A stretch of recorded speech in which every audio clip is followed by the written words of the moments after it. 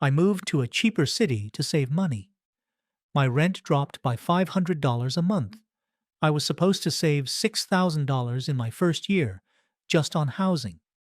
That was the whole point. That was the math I did on my laptop at 2 a.m., convincing myself this was the smartest financial decision of my life. I lost $11,000 instead. And the part that hurt the most wasn't the moving truck. It wasn't the car I had to buy. It wasn't even the rent overlap or the lost deposit. The thing that cost me the most is something I didn't even realize I was paying until I looked back at my bank statements a year later. I'll show you exactly what it was, but first, you need to see how I got there. I'm going to break down every dollar, every hidden cost, every lie those cost of living calculators told me. And by the end of this video, you'll either cancel your moving plans or you'll know exactly what you're signing up for. I'm Kai. I make videos about money traps disguised as smart decisions, the choices that seem responsible until you see the real numbers. If you've ever stared at a cost of living calculator and thought, I could save so much if I just moved somewhere cheaper, this one's for you. Let me take you back to the moment this all started. I was living in a major city, paying $1,875 for a one-bedroom apartment that was roughly the size of a parking space. Every month, I watched that rent payment leave my account and thought the same thing. This is insane. I'm paying $22,500 a year just to exist in a city where everything else is also expensive. So I did what every stressed-out person does at midnight. I opened a cost of living comparison website. I typed in my city. Then I typed in a smaller city I'd heard was up and coming and affordable. The results looked like a dream. Rent, 32% lower. Groceries, 18% lower. Overall cost of living, 27% lower. My brain did the math instantly. If I could cut my rent from $1,875 to $1,375, I'd save $500 a month. That's $6,000 a year. In 5 years, that's $30,000. I could pay off debt. I could invest. I could finally stop feeling like I was drowning. 2 months later, I signed a lease in the cheaper city. I was so proud of myself. I posted about it on social media. Finally making smart money moves, I said. Everyone congratulated me. Everyone said they wished they had the courage to do what I did. None of them, and I mean none of them, asked me if I'd calculated the actual cost of getting there. Let me show you what I mean. The first expense hit before I even left. Moving costs. I rented a truck because I thought that would be cheaper than hiring movers. The truck rental itself was $1,400. That price looked reasonable online, but it didn't include the mileage fee, the insurance I felt pressured into buying, or the fuel for a vehicle that got about 8 miles per gallon over a 600-mile drive.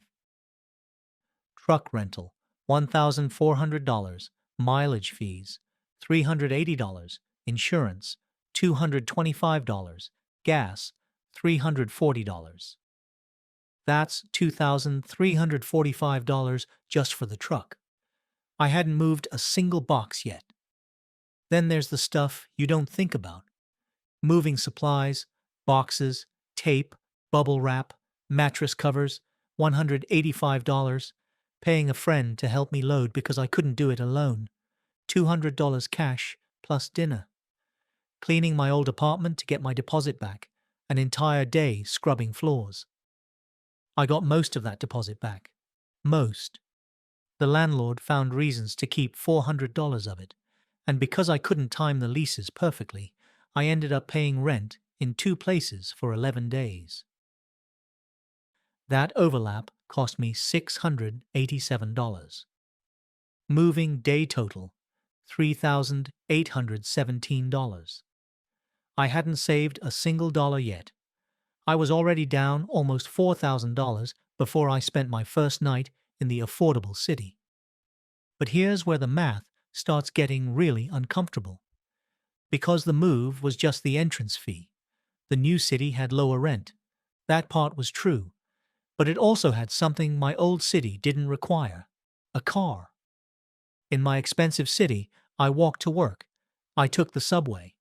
I spent maybe $127 a month on public transit and the occasional Uber. That was my entire transportation budget. The new city had buses that came once an hour, if they came at all. My job was a 22-minute drive away. By bus, it would have taken 90 minutes each way with 2 transfers. 3 hours a day on public transit that barely functioned. Or buy a car. I bought a car. I still remember sitting in that dealership, filling out financing paperwork, feeling like a fraud. I had just moved to this city specifically to save money. I was supposed to be building wealth, not taking on debt. But what choice did I have? The entire city was designed around cars. No subway, no reliable buses, no bike lanes that wouldn't get me killed. The infrastructure assumed you owned a vehicle, and if you didn't, that was your problem. This is the part nobody mentions in those best affordable cities articles. They show you the rent prices. They don't show you the parking lots the size of football fields. They don't mention that the city was built for cars, not people. The cheaper city didn't save me money. It just outsourced the costs onto me. I told myself I'd get something cheap and reliable. I found a used Honda with decent mileage for $9,500. I put $2,000 down and financed the rest because I'd just spent everything I had on the move. The monthly payment didn't look too bad on paper. That's what I told myself as I signed. Here's what that cheap car actually cost me in year 1. Down payment, $2,000. Monthly payments, $218 a month. 12 months, $2,616. Insurance, $168 a month. 12 months, $2,016. Gas, $165 a month. 12 months, $1,980. Registration and taxes, $340. Maintenance, $680. Total first-year car cost, $9,632. Remember my old transportation budget? $127 a month, $1,524 a year. I went from spending $1,524 on transportation to spending $9,632. That's an increase of $8,108. My rent savings? $6,000. I was already $2,108 in the hole, and we haven't even talked about everything else yet. Here's what those cost of living calculators don't tell you. They compare prices. They don't compare lives. In my expensive city, I walked past 3 grocery stores on my way home from work. Competition kept prices reasonable. If one store was charging too much for eggs, I'd just go to the next one. In my new city, there was one grocery store within a 15-minute drive. One. It knew it was the only option, and it priced accordingly. The 18% lower grocery costs from that calculator? That number includes every neighborhood in the metro area, including the ones nobody lives in on purpose. I was paying more for worse produce with fewer options, and I was burning gas to get there. Groceries cost me an extra $80 a month compared to what I'd been spending. That's $960 over the year. This is where the move stopped being a financial decision and started being a psychological one. In my old city, my friends lived within walking distance. We'd grab dinner, split an Uber home, hang out at each other's apartments. The cost of socializing was basically zero beyond the meal itself. In my new city, I knew no one. Making friends as an adult is already hard. Making friends in a new city where everyone already has established social circles is exponentially harder. So I did what lonely people do. I spent money to fill the void. I went out to eat alone more often because my apartment felt empty. Sitting at a restaurant with other humans around me felt better than sitting in silence with my own thoughts. I signed up for a gym I didn't need just to be around people. I drove 45 minutes to the nearest real city on weekends just to feel less isolated, burning gas money to escape the place I'd moved to save money. I bought stuff online because the dopamine hit of a package arriving was the most exciting part of my week. I wasn't even buying things I needed.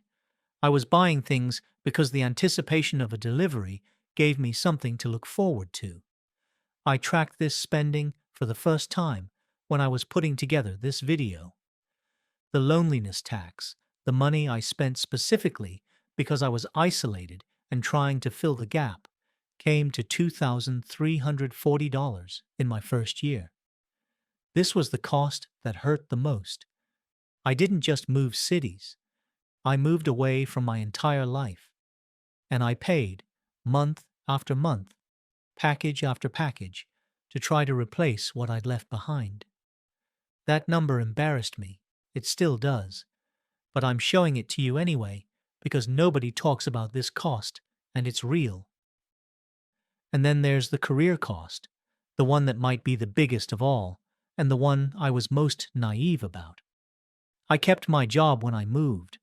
I went remote. I thought that was the perfect setup. Big city salary, small city expenses. The geographic arbitrage everyone on the internet talks about, like it's some kind of financial cheat code. Here's what actually happened. Within 6 months, I noticed I wasn't getting the same opportunities as my colleagues who stayed in the office. The promotions went to people who were visible. The interesting projects went to people who could grab coffee with the manager on a whim. The raises went to people who weren't just a face on a video call that occasionally froze mid-sentence.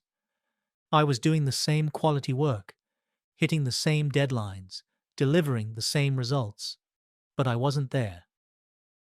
I wasn't in the room when decisions got made. I wasn't at the happy hour when the VP mentioned there might be an opening on a new team. I wasn't building the relationships that turn into opportunities. I didn't get fired. Nothing dramatic happened. I just plateaued. My salary stayed flat while my former co-workers moved up.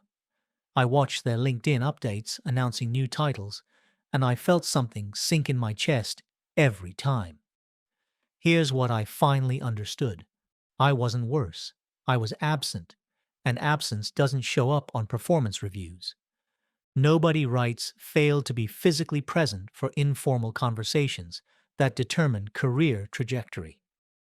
But that's exactly what happened. I can't put an exact dollar amount on this because I don't know what raise I would have gotten if I'd stayed. But I can tell you that my two closest work friends, people who started at the same level as me, with the same skills, doing the same quality work, both got promoted within that year. The average raise for their new positions was $8,000. I'm not saying I definitely would have gotten that promotion, but I'm saying the opportunity cost of being invisible is real, even if it doesn't show up on a spreadsheet, even if you can't prove it, even if you'll never know for sure what you missed. Let me add this up: the real first-year cost of moving to a cheaper city. Moving expenses, $3,817. Car, net increase over old transit, $8,108. Grocery increase, $960. Loneliness spending, $2,340. Lost deposit from old apartment, $400. Total additional costs, $15,625. Rent savings, $6,000. Net loss, $9,625. And that's before I factor in the career stagnation, the mental health impact of isolation, the furniture I had to buy because my old stuff didn't fit the new layout, and the fees I paid to break my old lease early. Those added another $1,400. Total damage, over $11,000. to save $6,000 in rent. Here's the thing that kills me about all of this. I did the research. I used the calculators. I compared the numbers. I made spreadsheets. I thought I was being smart and analytical and responsible. But the calculators only measure what's easy to measure. Your brain is wired to focus on the most visible number. Psychologists call this anchoring. You latch onto one data point and let it dominate your decision-making. When you're comparing cities, that anchor is rent. It's the biggest, most obvious monthly expense. It's the number everyone asks about. But rent is just the anchor. It's not the whole ship. Here's what I do differently now. I don't trust cost of living calculators anymore. They're not lying. They're just incomplete. When I think about where to live now, I calculate total life cost, not just rent. Transportation. Can I live without a car?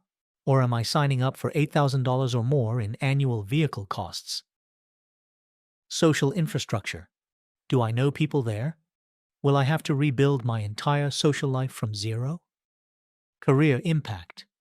Will this move make me more visible or less visible in my industry? Am I trading future earnings for current savings? Hidden costs. What's the actual price of groceries, not the theoretical average? What will my insurance cost? What does the rental market really look like when I'm not cherry-picking the best listings? If the math doesn't work after all 5 of those factors, the move doesn't happen. Period. I moved to save $6,000 a year. I spent over $15,000 to get here and settle in. I'll break even sometime in year 3. Maybe. If nothing else goes wrong. If I don't need a major car repair, if my rent doesn't increase, if I don't finally crack under the isolation and move back, which would start the whole bleeding process over again. Year 3 isn't a win. It's just the point where the bleeding stops. And here's the part that should terrify you about breaking even. Break even is a lie if it ignores what the money could have become. That $15,000 I spent in year 1, if I'd invested it instead, it would be compounding right now. At 8% annual returns, that's $1,200 in growth I'm never getting back. Every year I wait to break even, I'm falling further behind the version of me who never moved at all. Savings that require upfront destruction aren't savings. They're deferred losses. Here's the rule I wish I'd known before I signed that lease. If a move requires you to buy a car, it's not cheaper until proven otherwise. And if a move takes you away from your industry's center of gravity, you're not saving money. You're borrowing against future income you'll never see. Run the real math, not the rent math, the life math, before you pack a single box, because once you're there, you can't unpay the entrance fee. The rent was cheaper. Everything else was not. If this breakdown was useful, subscribe. I make videos about the money traps that look like opportunities, the decisions that seem smart until you actually do the math. The real math. The uncomfortable math. The math nobody does, until they're already stuck paying for it.